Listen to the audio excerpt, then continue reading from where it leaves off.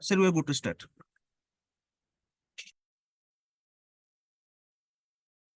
Good morning, folks. Welcome to another Friday evening episode of Expert Appraisal on Emergency Medicine, where we learn about the topics in emergency medicine and the latest subjects. Myself, Dr. Ranjith, working as a consultant in Emergency Medicine Department at Yashoda Hospitals, Somajiguda. Today, we will be learning. Yes, please. Yes.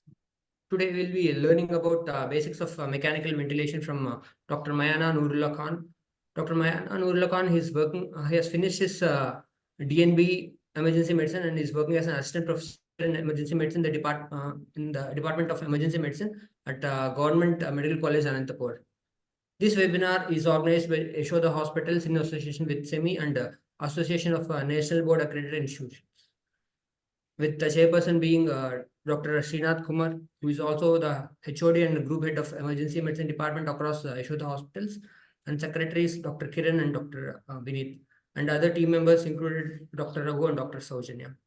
So, mechanical ventilator is a device which is commonly used in all the critical areas in the hospital, and it is commonly used to deliver positive pressure ventilation for a patient in need. So, Dr. Noorulla will give us more insight into this topic. So, welcome, Dr. Noorulla. Over to you. Thank you, Dr. Ranjith.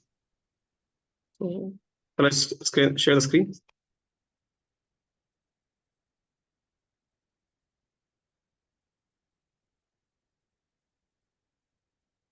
Okay, my screen visible?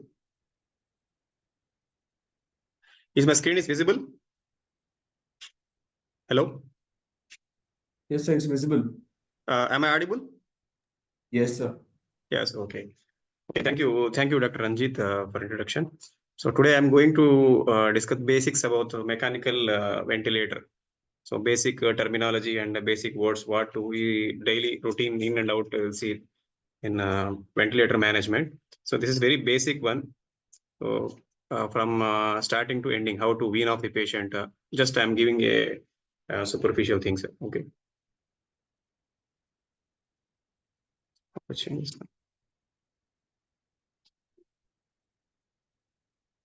the slide.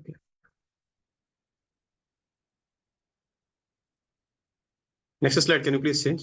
From my side, I'm not able to change it.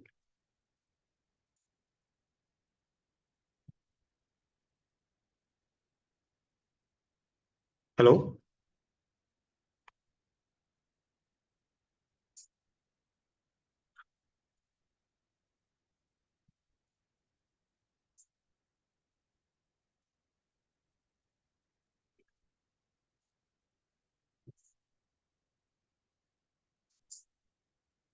So coming to the pressures and gradients in the lungs.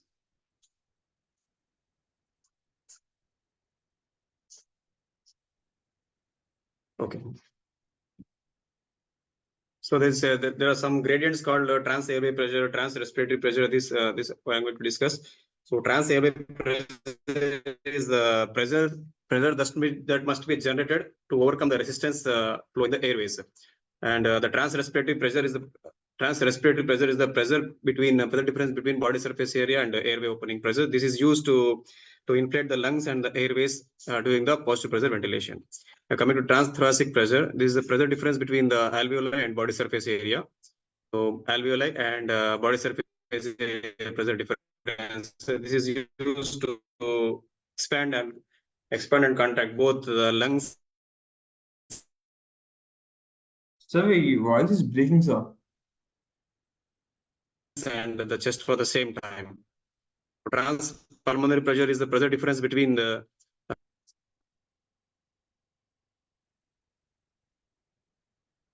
now. No, also it's okay, but The connection is okay only. I think so. The connection is slow.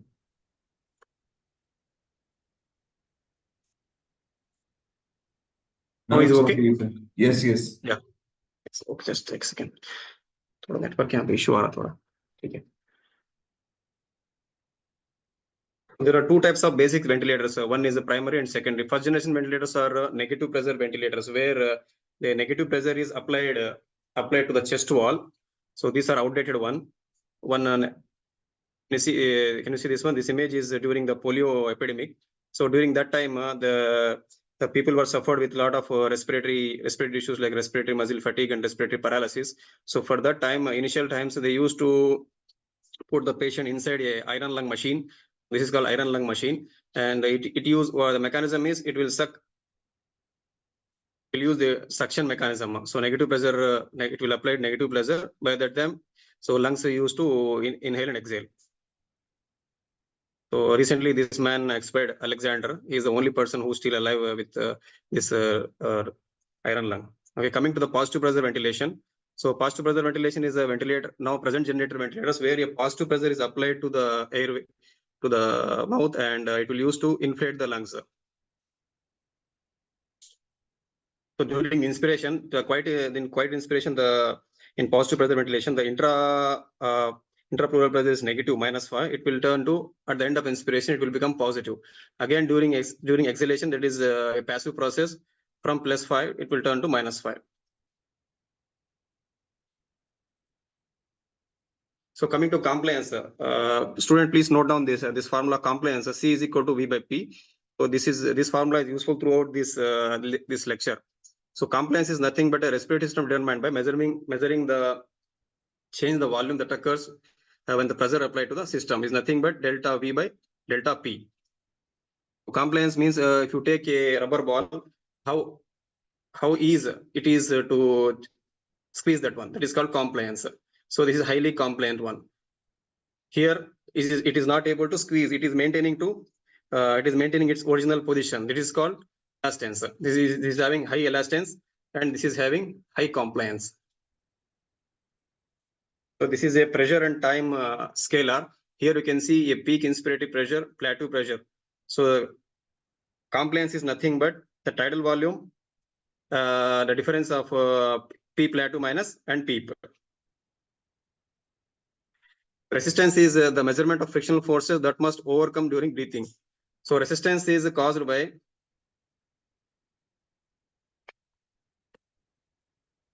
frictional forces that result from anatomical structures of the airways and the tissue viscous resistance offered by the lungs and the adjacent tissues. So one is resistance is there are two factors which cause resistance in the respiratory system. One is the anatomical structure of airways, and the second one is the lungs and the surrounding tissues. So this formula is very important. R is equal to 8 pi L by pi R4. So what it indicates, if the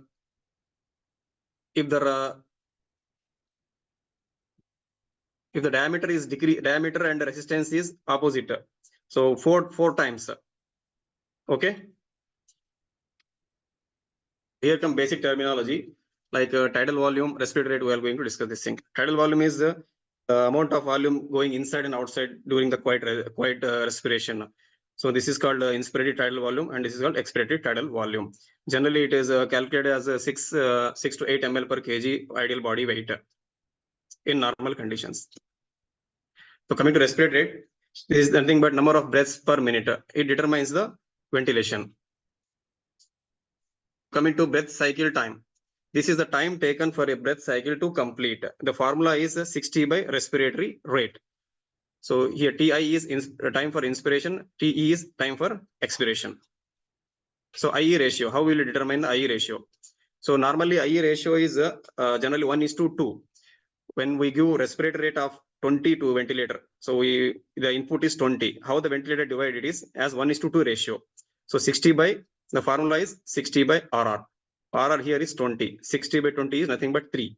So for each respiration, it is taking 3 seconds. So in 3 seconds, it divides into 1:2. So 1 second is for inspiration, 1 second is for inspiration, and 2 seconds for expiration. So this respiratory cycle stands for 3 seconds, 1 second for inspiration, and 2 seconds for expiration. Like that, the same only. If you add 18 here, 60 by 18. However, the result will come, it will divide into 1:2. Okay. So coming to flow. Flow is the amount of volume delivered over inspiratory time. So flow is tidal volume by inspiratory time. Here it is a pressure. Pressure is nothing but force applied on the lung per unit area. So regarding these graphics, we are going to discuss in detail after a few slides. Just remember this one. This is pressure and time scalar. On x-axis time and y-axis pressure variant is there.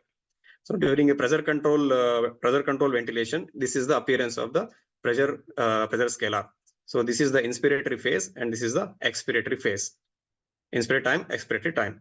So this gap is the PEEP. So this is pressure control. During pressure control, this is the appearance of the pressure and time scalar. In volume control, since the volume is the limitation, so pressure will be changed. So this is the pressure curve, pressure time curve. Here you can see in pressure control, the pressure is constant. Here the pressure is variant. So there are few parameters like peak inspiratory pressure, P plateau. These are the very important things. Peak inspiratory pressure, it will indicate the resistance and the compliance of the respiratory system. So both airways and lungs. If peak inspiratory pressure is more, it means that there is high resistance and low compliance. Okay. So this is P plateau. So plateau pressure is nothing but at the end of inspiration, what is the pressure in the alveoli? So if P plateau is high, means there is low lung compliance. How a breath is delivered. So remember TLC.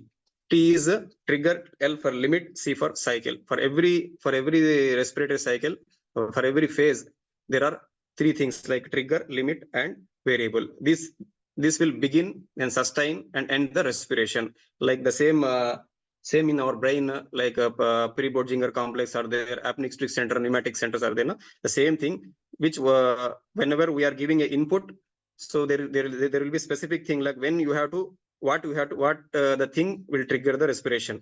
Up to what is the level the respiration should go and when it has to be stopped. So this will determine. So trigger variable will begins the inspiration. The limit variable, this is the limits the pressure, volume, flow or the time during the inspiration, but it doesn't end the breath. What the end is, the cycle will end the breath. Okay, the cycle ends the inspiratory phase and begins of the exhalation. So baseline variable is the end expiratory baseline before a breath is triggered. So coming to each one of these parameters. So trigger it initiates the breath. There are two types of triggers. One is patient induced and one is machine. So patient induced means whenever a patient main pressure decreases or flow decreases or a change in volume, it will be sensed by the machine. It will sensed by the ventilator and it will start to give a breath. Okay, machine trigger is nothing but patient won't have any efforts. Just patient is completely sedated and paralyzed, and after some given time, the machine will give breath. Okay. So limit variables. So here limit, what will limit? Limit is the pressure, flow, volume during the inspiration. Okay. So there are flow limit, volume limit, and pressure limit. All of you have heard that pressure control, the modes in ventilator, that PCV and volume control, pressure control. That control is nothing but this is limit. The limit, the word is control. Okay. This is volume control, pressure control. Okay. So now cycle variable. This cycle variable, it will terminate the breath. Means here, once these specific things we reach, the inspiration will be terminated and the expiration will be started. So cycle variables are volume, flow, pressure, and inspiratory time. So one example, after you are given some inspiratory time of some 2 seconds. After 2 seconds, lastly we discussed about this thing, not 3 seconds, 1:2. So each respiratory cycle is 3 seconds. So in that thing, 1 second for inspiration, 2 seconds for expiration. So at the end of the one second, the inspiration will stop and the exhalation valve will open in the ventilator. So like that, the same thing, pressure, flow, and volume. So there are two types of breaths. One is spontaneous breaths, which is done by patient itself, and mandatory breaths, which are given by machine, means ventilator. In spontaneous breaths, the breaths are started by the patient.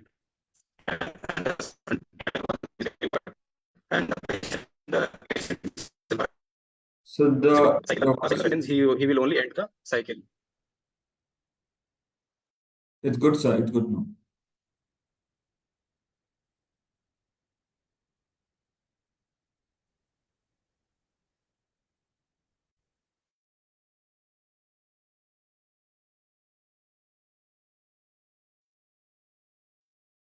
We can't hear you, sir.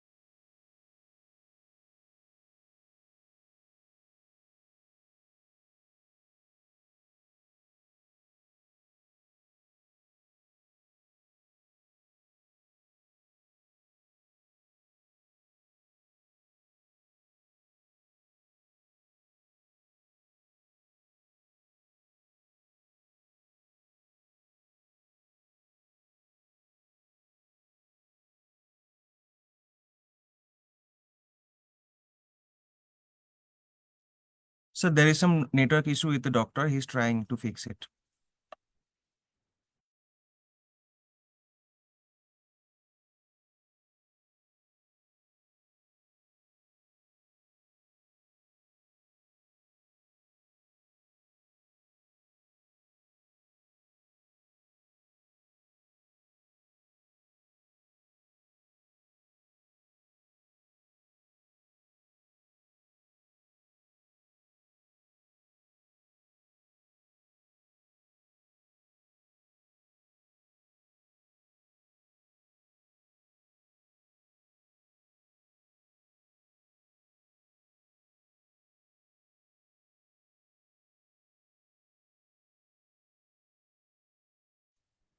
Sorry, there was a network glitch. So now it is okay.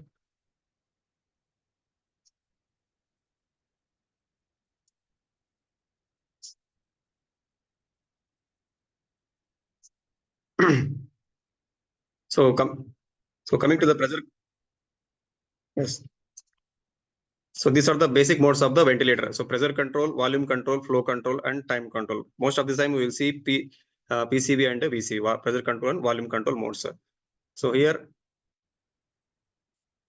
so in pressure control, the name itself will tell that the ventilator maintains the same pressure throughout the respiratory cycle. So same pressure maintains toward the respiratory cycle. Here, volume control means the ventilator will maintain the same volume throughout the ventilatory cycle. Whatever may be the pressure, the volume is the stable component here. It's like same like flow and time. So can you please enlarge your screen, sir?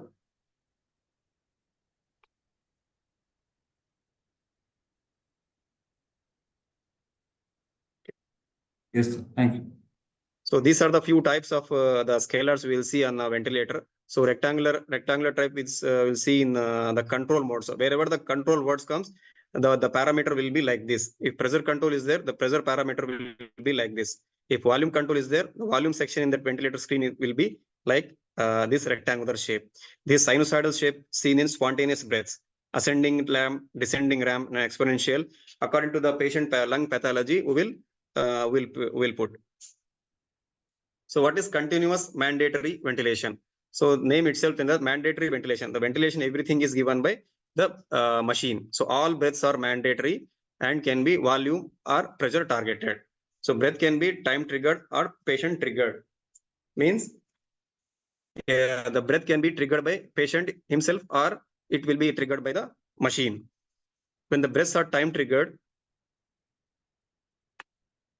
the breaths are described as control ventilation or the control mode.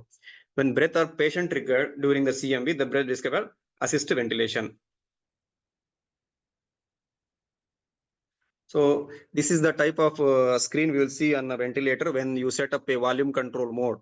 So name itself, the volume control means the volume portion of the ventilator, volume portion of the ventilator will be stable.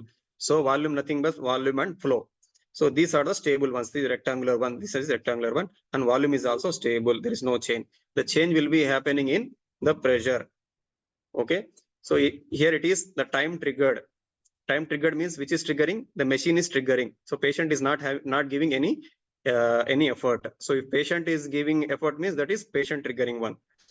So flow limited and volume cycled ventilation. So volume cycle means this volume control means nothing but the cycle is nothing the word called control. So there is something called assist control. In assist control, here we tell that this time triggered is machine triggered one. So assist control is the breath is triggered by the patient. So there is a small negative reflection you will see on the ventilator skin. This is nothing but the patient efforts. Patient is doing some effort and it is taken by ventilator and there is some breath is delivered here. So this is called assist control ventilation. So volume portion is nothing but volume and flow. These are the stable one. This won't change. These are the volume modes you are giving input. Okay, the change will occur in pressures. So here pressure control mode. So pressure control mode, the pressure portion will be rectangular. Pressure is stable here. So throughout the respiratory cycle, the pressure is stable. The change will occur in volume and flow. However, whatever may be the pressure, the flows and volumes will be changed. The pressure will be stable toward the cycle. So assist is nothing but this is pressure control is completely mandatory. Mandatory means it is completely given by the machine. Time triggered is machine. So if you add assist means there will be some effort by the patient. So you can see here, there will be some effort by the patient. Whenever you see this type of deflection on the ventilator screen, so you think that patient is doing some effort to start a breath. And these all the breaths are machine delivered only. I mean, so there is something called IMV, intermittent mandatory ventilation, and SIMV. Here what will happen is it involves the periodic volume or pressure targeted breaths that occur at set time of intervals. During IMV, the patient can breathe spontaneously between the mandatory breaths at any desired baseline. So I will tell you on this one. So this is the IMV scheme. These broken dots are the breaths given by the patient. Okay, these are given by the machine. Okay, both are there. Previously, during that continuous mandatory ventilation, there was no dots like this. Only machine delivered breaths were there. Here, patient is also giving some effort. That effort is accepting by the ventilator and it is allowing it. Okay, here you can see the patient is allowing a breath. So these are the breaths allowed by the ventilator, which are started by the patient. So these are the patient triggered breaths. So this is allowing. This is intermittent mandatory ventilation. The issue with intermittent mandatory ventilation is once a breath, this is the machine triggered breath. If the patient starts giving breath in this time of period, this breath is not completed. Why? Because here you are given some time. In that time, the machine has to deliver that mandatory breath. So what will happen? There is a issue of breath stacking. Means if the patient is started giving inspiration, that is not completed. Okay, that will be staying inside his lungs. So breath taking is the main issue with intermittent mandatory ventilation. To avoid that thing, so they have started some other some new point called SIMV. So synchronized intermittent mandatory ventilation, where these where if this type of breath comes, now the ventilator won't give breath here. So it will allow this this breath to complete. So SMV operate in the same way as the IMV, except that mandatory breaths are normally or patient or time triggered rather than solely are time triggered. The patient can breathe spontaneously through the ventilator circuit between the mandatory breaths. So breath stalking is not an issue. So coming to the synchronized intermittent mandatory ventilation. So here SMV volume targeted. So volume targeted name itself, the volume is stable here. So volume means flow and the volume is stable. The change occurs in pressure. So these are the machine delivered breaths. These are the machine delivered breaths. And these are the patient efforts. So these are the patient efforts which the machine is allowing the patient to take his own breath. Okay, patient trigger, time trigger, mandatory breaths are volume cycle, spontaneous breaths are the patient trigger and patient cycle. Here the thing is, there is no support to the patient breaths. Machine is not giving any breath to these respirations.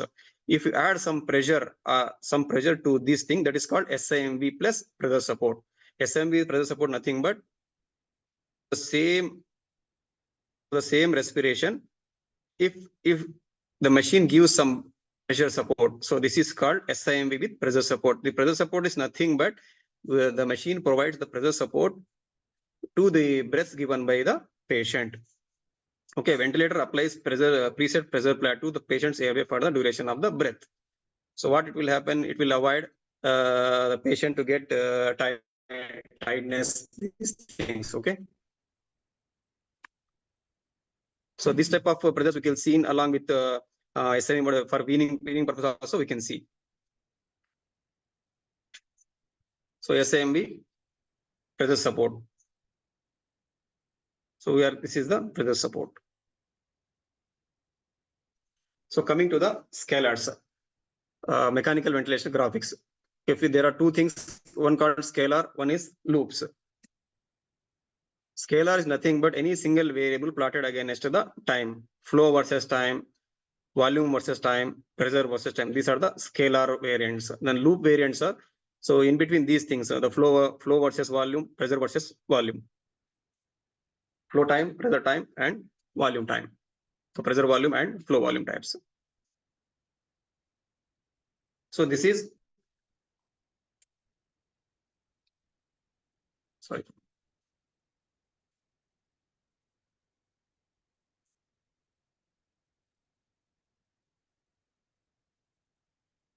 So flow versus time curve. The x-axis on x-axis we will take the time, and on y-axis, the vertical axis, we will take the flow. So here on y-axis there is a time, and on x-axis there is a flow. So this is called inspiratory flow, and this is called expiratory flow. So inspiration start here and goes toward this way and ends here, and the expiration starts like this and ends here. So this is, you can see in mechanical breath, where rectangular form is there. As we discussed, in any mechanical form, rectangular will be there. The sine wave pattern we'll see in which way? When the patient itself starts, then spontaneous breath, we'll see the sine wave pattern. Okay, inspiratory limb. So here inspiratory limb. So this is peak inspiratory flow rate and inspiratory time. This is expiratory time. And this is peak expiratory rate. Sir, your voice is breaking, sir.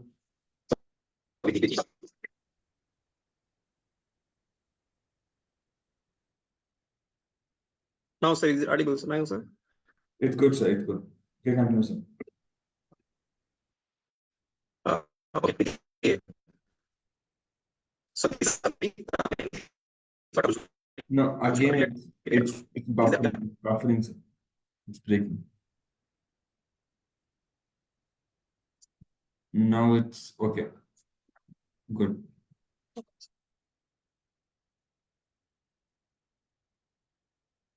So inspiratory limb, it will depict the pattern of the flow, sine wave, square wave, decelerating and accelerating. So it depicts the peak inspiratory flow rate and the inspiratory time. So peak inspiratory flow rate and inspiratory time you will see in the inspiratory limb. Inspiratory limb. In expiratory limb, you can see the peak expiratory flow rate and the expiratory time. So whenever there is a pathology in peak expiratory flow rate, the changes will happen here, okay, in expiratory flow rates. So in expiratory limb, you can see the peak expiratory flow rates. Okay. So now the abnormalities in the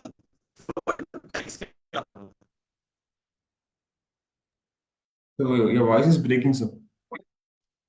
is there any, if you are seeing that any obstruction is there, like in COPD, bronchial asthma, so where you can see the problems in expiratory phase. So in expiratory phase, what will happen?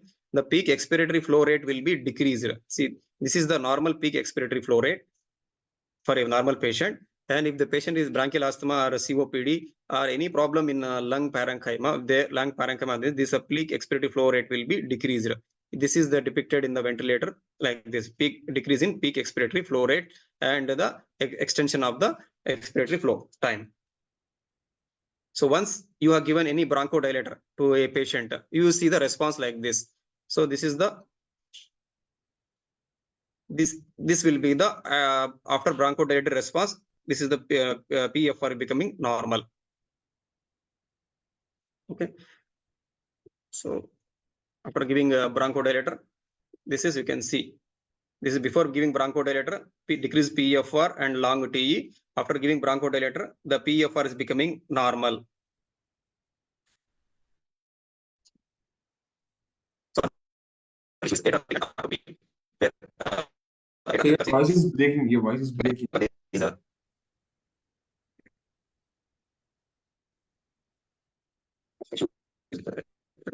Wi-Fi. Yes, it's good now.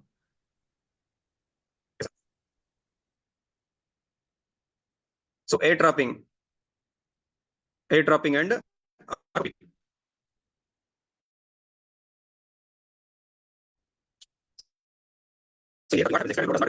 baseline. So your voice is breaking, sir. Your voice is breaking.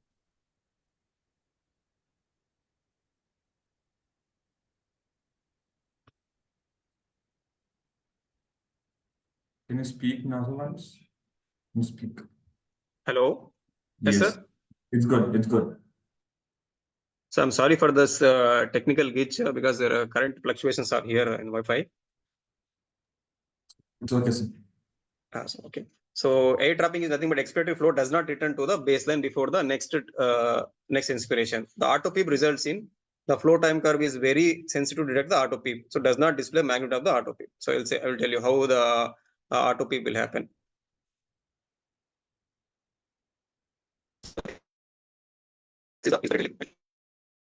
Sir, again there is fluctuation.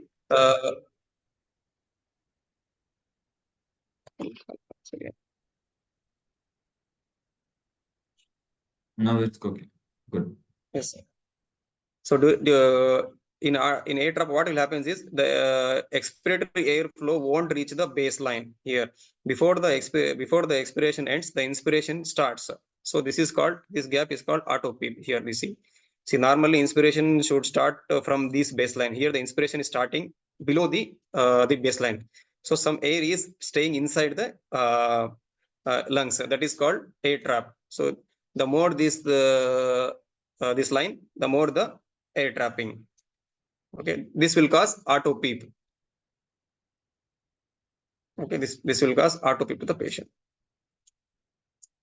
So coming to the volume and time scalar. Here the voice is breaking, sir. Volume. The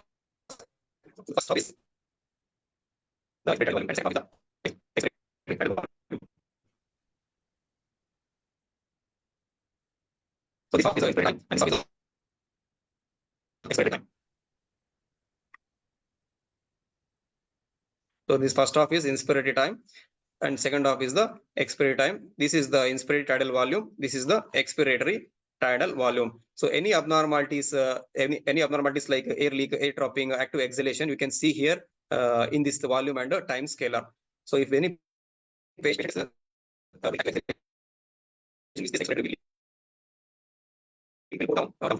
and if any air leak is there, the expiratory flow won't reach the baseline. It will stop here, only, and the next inspiration stop like this. So I will show next slide.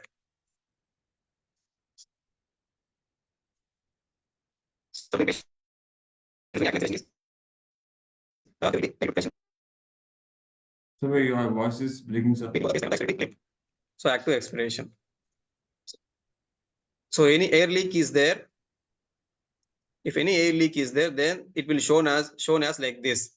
So actually expiratory limb should touch the baseline. If it is not touching, means there is some air leak is there. Okay.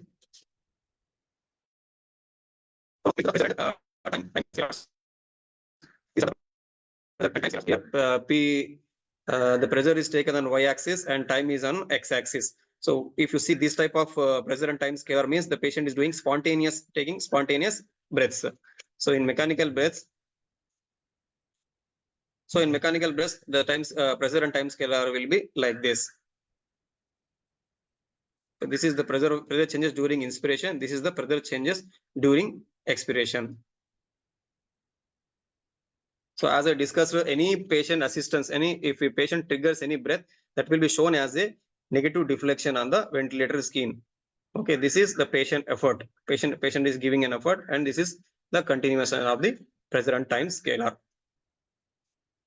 This is patient delivered. This is the machine delivered ones.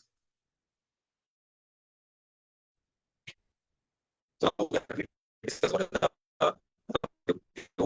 what again these things.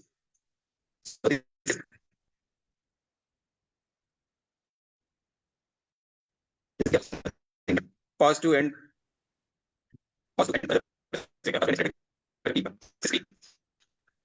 and this is pressure. PIP, peak inspiratory pressure.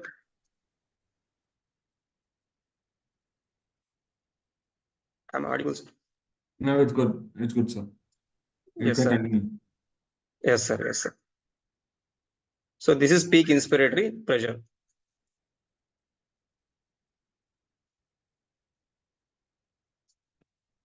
So here I will complete this one. We will discuss this things. Okay. So this is pressure and time scalar. Here the inspiration starts here. The inspiratory valve opens and it will slightly reaches to top. This is called peak inspiratory pressure, and this is called trans airway pressure. This is nothing but P plateau pressure. So here exhalation valves begin to open. So in this period both valves are closed, and here the exhalation valves open and exhalation is complete. So here now it comes to what are the problems we will see during day-to-day life with pressure and time curves. So if sometimes if you see during rounds that ventilator is showing high PIP, high peak pressures, the alarm will be ringing. So what is the issue? So you have to know where is the exactly problem. The problem where main respiratory system like trachea or bronchus, or the problem itself there in alveoli or lung parenchyma. So you have to differentiate between those two things. So because the treatment will be different for two things. So one is peak inspiratory pressure. So peak inspiratory pressure and this peak inspiratory pressure and the trans airway pressure, this will reflect the measurement of the resistive work. Okay, P plateau pressure is nothing but the measurement of the elastic work. If any problem is P plateau, means there is a problem in peripheries like alveoli and lung parenchyma. Trans airway pressure changes mean there's the problem in the main respiratory system like bronchus and the main bronchioles. Okay. So abnormalities. What are the abnormalities you will see? So high peak pressures. So there are increased airway resistance, decreased lung compliance, and high or inadequate flow rates. These are the abnormalities you will see in pressure and time flow, pressure and time scalars.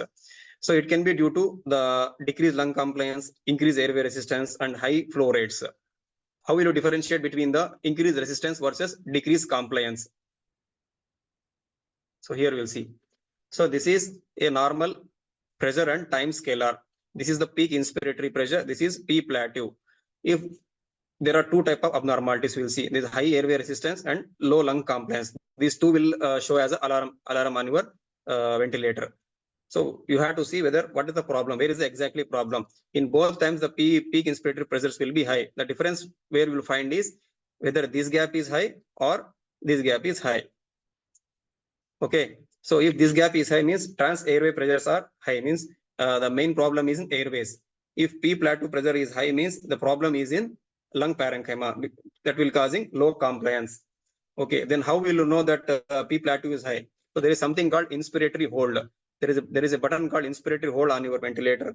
So if you hold it for some time, the ventilator will show the P plateau pressure. If P plateau pressures are high, means there is a problem in lung parenchyma, where we'll see in ARDS and bronchopneumonia or any ILDs, we will see high increase in P plateaus. If high airway resistance, means there is a tube blockage or foreign or secretions are there, or tube kinking. Okay, these type of problems you will see in high airway resistance issues. So coming to the high flow rates. In high flow rates, what are the issues we'll see? So as usual, the peak inspiratory pressures will be high. So normal P plateau. Why? Because P plateau is normal. Why? Because there is no problem in lung parenchyma. The problem is within the flow rates. Okay, there will be elevated trans airway pressures. So coming to the pressure volume loop. So now scalars are now coming to the pressure volume loops. So this is the pressure volume loop. On the x-axis, there is a pressure variant, and on y-axis, you will take the volume. So tracing begins from the FRC. As you apply, this is the inspiratory limb. This is the expiratory limb. The PEEP here is 0. So if you apply PEEP, this loop will shift towards the right side. I'll show you. So this is peak inspiratory pressure. This is the tidal volume. If you apply PEEP, so once you apply a PEEP of 5 or 10, this loop will be shifted towards the right side. This is nothing but PEEP. Just by seeing this thing on ventilator, you can tell that what is the PEEP. Here the numbers will be there, 5, 10, 15, 20, like that. This is called PEEP. So there are something called inflection and deflection points, lower inflection and upper inflection point. These are very useful to set up the PEEP in ARDS patients. Okay, there is something called, there is acute change in the direction of this loop. You can see here, this is called lower inflection point. This is called upper inflection point. This is called lower inflection point. This is called upper inflection point. So lower inflection point indicates the beginning of the alveolar opening. So where the alveolus will start opening, this is called lower inflection point. The upper inflection point is where indicates lung recoil and lung are the over distension. So whenever you try to put a PEEP, you have to see what is the lower inflection point. Okay, if you have to keep the PEEP above to this lower inflection point, and if you put upper PEEP more than this upper inflection point, what will happen? There will be over distension of the lung, and it will cause pneumothorax and these things.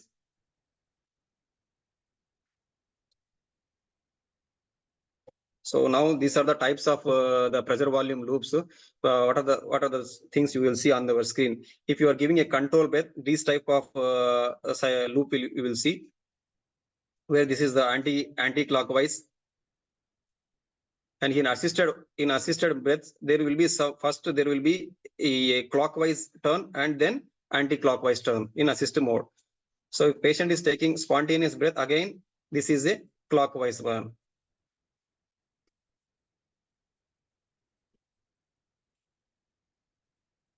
So this will indicate the A is indicate the resistive work against I have to work, and this is the elastic work of the respiratory system.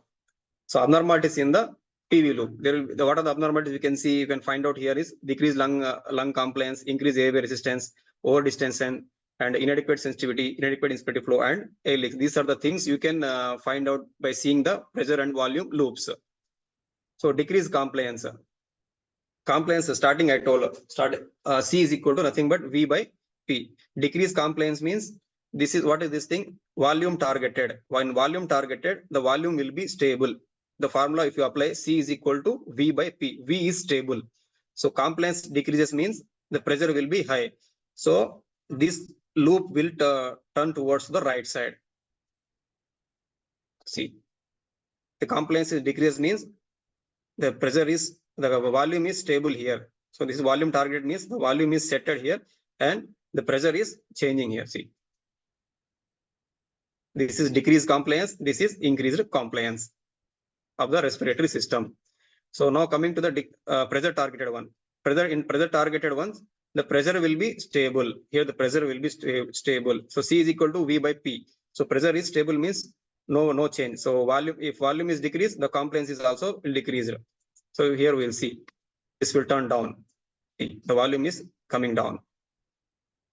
So by seeing this, you can see that lung compliance is low or lung compliance is high. So coming to the airway resistance. So what you will see, there will be a widening of the inspiratory limb.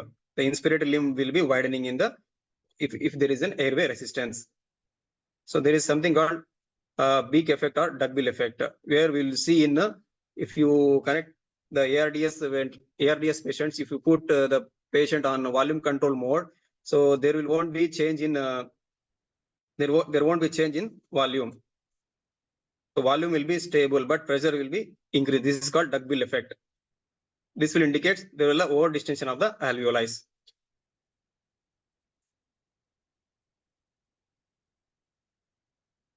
This is inadequate sensitivity. Okay. So inadequate. This is the inadequate inspiratory flow. This type of pressure and volume loop you will see. If there are any active inspiration taken by patient, so in inspiratory limb, you will see this type of click inside the inspiratory limb. So air leak. Normally, this expiratory limb should come and touch the baseline here, 0. If the expiratory limb is not coming and it is ending here, means there is some air leak. Air is not reaching the sensor. So air is leaking from somewhere the respiratory system, like ET tube is leaky or the cuff is leaky. Cuff is leaky. So this is air leak. So coming to the flow and volume loops. This is the expiratory flow.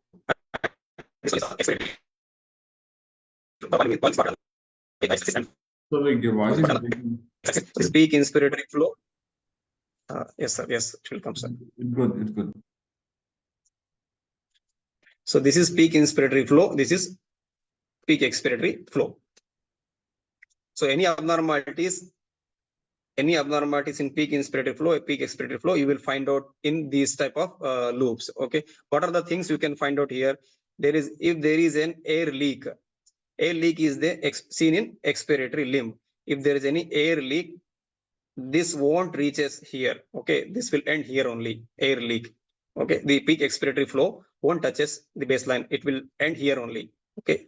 And if there is an auto peep, means air is breath stacking inside, means peak expiratory flow, it won't reaches there, but it will end here.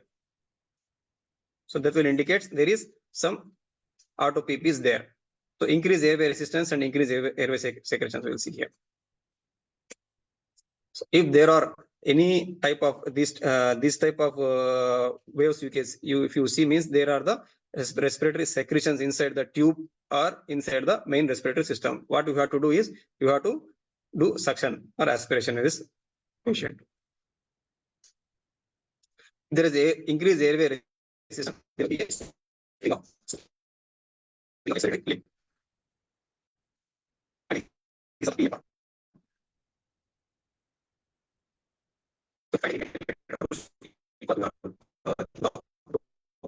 is remember the breaking. dope.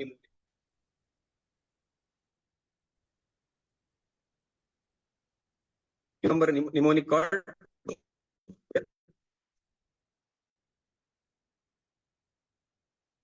tube, obstruction, pneumothorax, and equipment failure. These are the things you have to cross check before touching the thing. So now coming to the weaning protocol, I'll end up this in just 5-10 minutes. So now weaning protocol, how to wean a patient from the ventilator. These are the basic things we have to know. So gradual reduction of the ventilator support from a patient whose condition is improving. So steps to wean means taking out of the ventilatory support. So first you have to see his readiness criteria, whether the patient and his respiratory system is ready to get off the ventilator.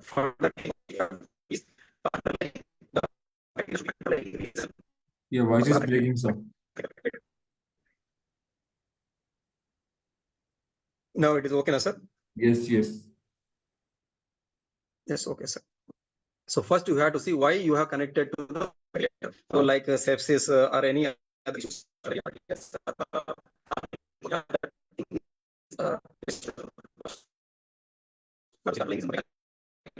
Patient is improving. The hemodynamical stability minimal to no inotropes or no vasopressors. There is adequate oxygenation. PF ratio will be more than 150. The PP is 5 to 8 with the FiO2 of less than 50%. Okay, saturation 90% on FiO2 of 40%. Patient is able to initiate spontaneous inspiratory efforts, and the temperature is less than 38. pH is less than.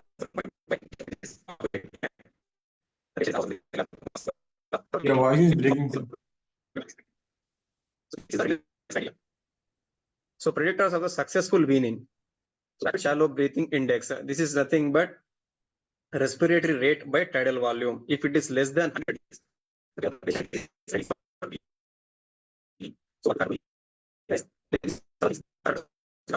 so rapid shallow breathing is less than 100, and minute ventilation is less than 10 liters per minute, and RR is less than 35, and maximum inspiratory pressure is less than more than negative of 30 centimeters of water.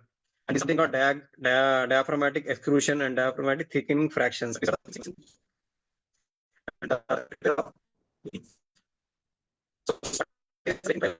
Completion.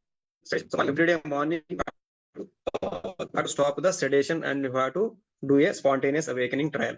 So communicate with the patient and explain him the procedure, what you have to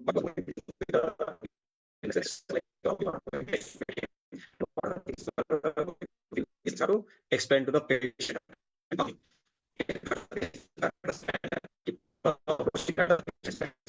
So Keep a your calm, voice is peaceful. breaking. Just Certain just fluctuating, so just for 1 or 2 seconds again it is coming. it's okay, sir. Continue. You can continue, sir. Yes, sir. So keep a calm, peaceful environment and have a nurse or physician remain at the bedside to offer the encouraging the and supporting of the patient. If the patient fails spontaneous awakening trial, restart the patient.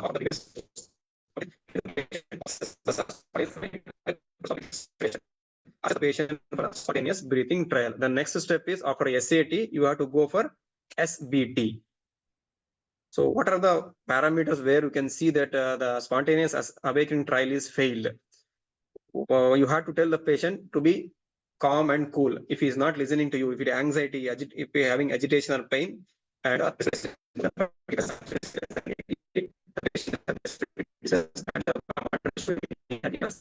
the trial is failed. Again, what you have to do? You have to start the sedation with half dose of the previous one. So spontaneous breathing trial. So what next? The spontaneous awakening trial. The next is spontaneous breathing trial. So modes how to do is, so one is by TP support, one by pressure support. One is TP support means patient is disconnected from the ventilator and made him to breathe the humidified oxygen air mixture throughout the TPs.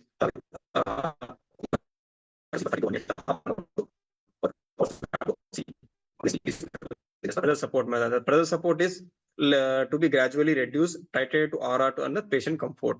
The pressure support is 4.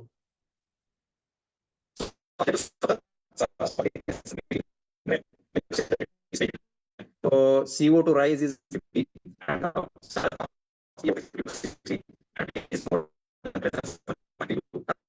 Index normally it should be less than 100. If it is more than 105 means it is failed. So RR respiratory rate is more than 50% from the baseline, and the heart rate is more than 20% from the baseline, and systolic BP is more than 20% from baseline, or more than 180 or less than 90, and ventilator and the monitor is showing cardiac arrhythmias, means the spontaneous breathing trial is failed. So these are the things: agitation, depression.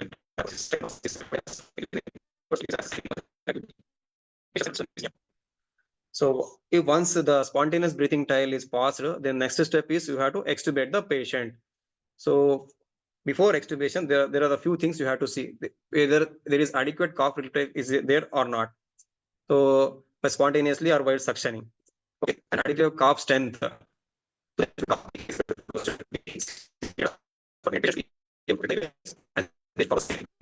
Secretion should not be very.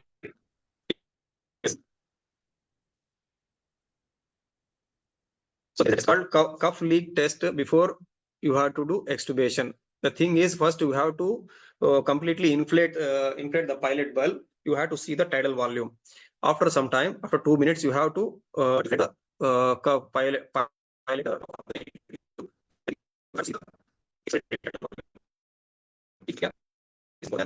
It means that the cuff, there is no respiratory compromise after the extubation. Okay, if cuff leak should be more than 110 ml or 25% of the delivered tidal volume. The airway is very patent. There is no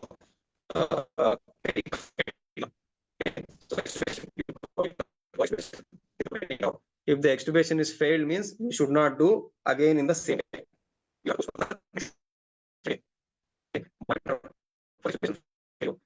So after extubation, you have to observe for 2 hours. If there is respiratory rate more than 25, means your extubation trial is failed. Okay, the heart rate is more than 20% from the baseline or more than 140, saturation is less than 90, PaO2 less than 80 with FiO2 of 50, and patient is showing PaCO2 of 45 or pH is less than 7.33. These are the indicators of extubatory failure. So if you are suspecting any patients like a COPD, post-operative or a lung resection surgery, obstructive sleep apnea, post-extubation,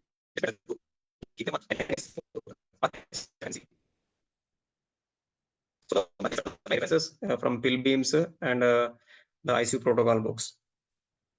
Thank you, sir.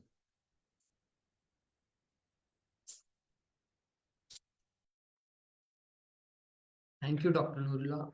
It was a very informative section, except for technical glitches multiple times. We'll see that it is rectified from next session onwards. So Dr. Noorulla has, it was a very informative and it's a long session where it involved terminologies involving the pressure gradients and different modes of ventilation like CMV, VAC mode, PAC mode, IMV, SIMV. He has mentioned about scalas, loops, weaning protocol, everything. So thank you so much, Dr. Noorulla.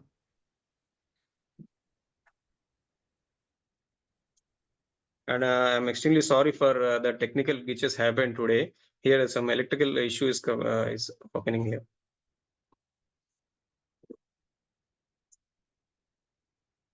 So doubts. So there's a question raised by Mr. Karthik. Can you please address?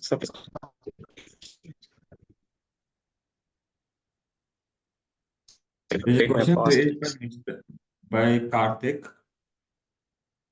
The question is, sir, please tell once again inflection points.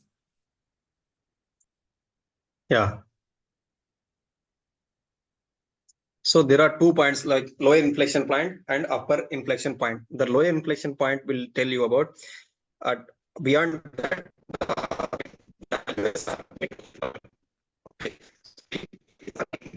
You are keeping people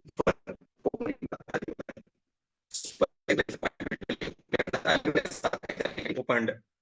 So in ARDS, you should not damage the alveoli, because few alveoli are in collapsing mode, few alveoli are in distension mode. So you have to maintain the balance. For that thing, you need to know about lower inflection point and upper inflection point. You should not go below the lower inflection point. You should not go above the upper inflection point. regarding the setting of the PEEP. If you go beyond the upper inflection point, what will happen? The alveoli will get burst and it will cause pneumothorax and other complications, pressure related or volume related complications. If you keep lower than the low inflection point, what will happen? There is no adequate PEEP. So your achieved.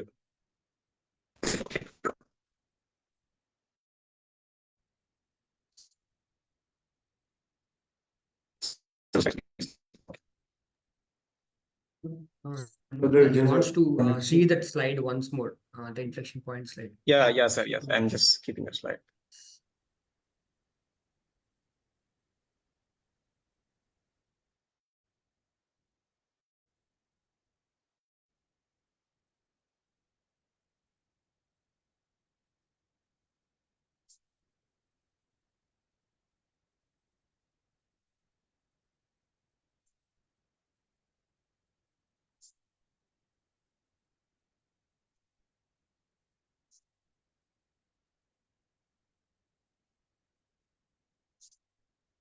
So these are the points of sudden change in the slope of the tracings. Okay, they represent the alveolar opening and recoiling. The lower inflection point indicates the beginning of the alveolar opening. Okay, the upper inflection point indicates lung recoil and over distension.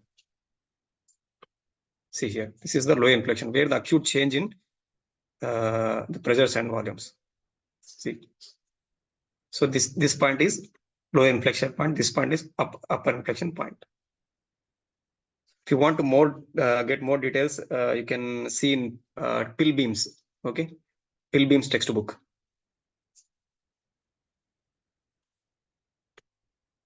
Okay, Dr. Karthik. Okay, thank you. Any other doubts? So these scalars are very important, was because every time when you see ventilator, they'll be showing a beeping of high peeps, air leak. These things you have to know. Once I will show one example. If you are giving a tidal volume of 500, the expired tidal volume is only 200 or 300. Remaining 300, where it is going, whether it is causing air trap or it is air leaking. So you have to troubleshoot that thing. So the remaining 300, you are giving tidal volume of 500, but the expired tidal volume showing only 200. So remaining 300 ml is not coming out, whether it is causing air trap or it is air leaking. So by seeing these scalars, you can see what is happening with that thing. So I'll show one here.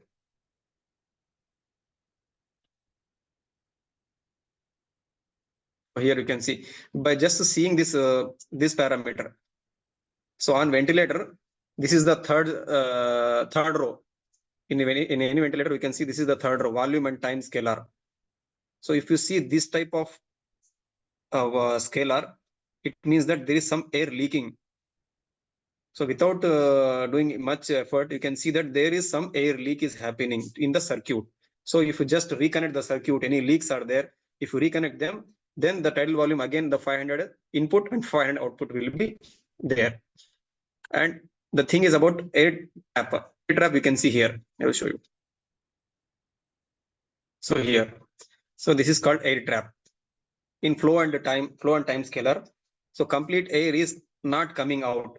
So this should be coming like this. It has to end here in the baseline. If it is not touching baseline, means there is some air staying inside the lungs. So before expiration, the inspiration is starting. This is causing the auto peep. Okay, this auto peep, how you have to troubleshoot that thing? You have to increase the expiratory time here. If you increase the expiratory time, there will be sufficient time for expiration. Okay, so this is how you have to do the troubleshooting. Another question: how much we have to keep, sir? Which thing? Which thing, Dr. Karthik?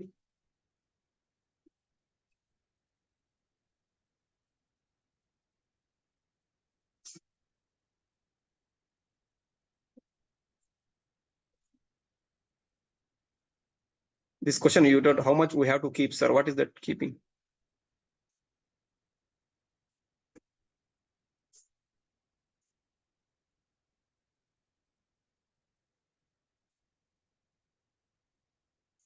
inflection points.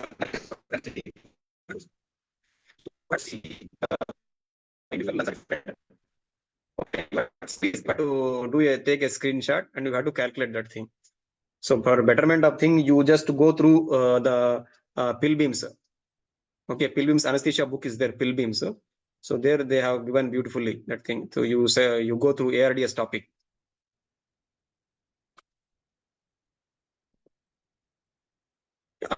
That's the basic things about that.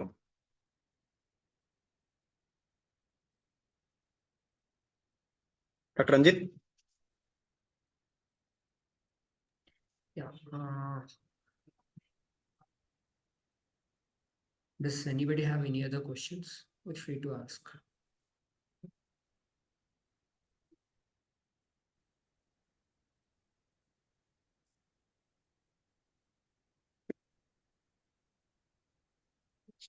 Okay, we would end this session by thanking Dr. Noorulla. See, he has taken his time in preparing the slides and delivering this wonderful topic. It takes some effort to understand this. So most of us will be dealing with ventilators now and then, but you need to know these are the basic stuff that we need to know, because troubleshooting can be done easily by knowing the scalars and loops. So thank you, Dr. Noorulla.